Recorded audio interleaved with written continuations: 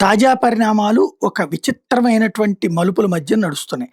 అందులో ప్రధానమైనటువంటి అంశం ఏంటంటే మన దేశంలో ఇక్కడ చదువుకున్నోళ్ళు, పల్లెల్లో ఉన్నటువంటి వాళ్ళు పట్టణాలకి మాత్రమే వలసెళ్ళాలనుకుంటారు. పల్లెల్లో బ్రతకాలనుకోవట్లేదు. దాంతో పల్లెలు ఖాళీ అయినాయి.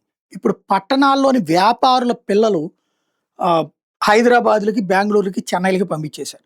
దీంతో ఓపికున్నంత వరకు వ్యాపారం చేస్తున్న నిదానంగా ఆ వ్యాపారాల నుంచి దూరమై, ఇతర రాష్ట్రాల నుంచి రాజస్థాన్, గుజరాత్ నుంచి వచ్చినోళ్ళు ఈ వ్యాపారాలను కొనేసుకొని వాళ్ళు సెటిల్ అయిపోతున్నారు.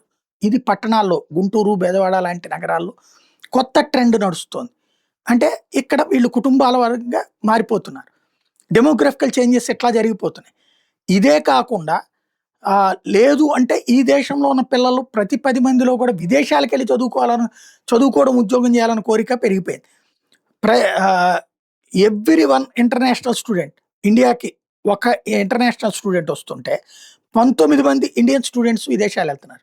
చదువుకోవడానికి విదేశాల నుంచి మన దగ్గరికి ఒకళ్ళొస్తుంటే, మన వాళ్ళు మాత్రం 19 మంది విదేశాలకెళ్తున్నారు. ఇది తాజా పరిణామాలు. వీటిని ఎలా అంచనా వేయాలో అర్థం గాక తలపట్టుకుంటున్నటువంటి పరిస్థితి.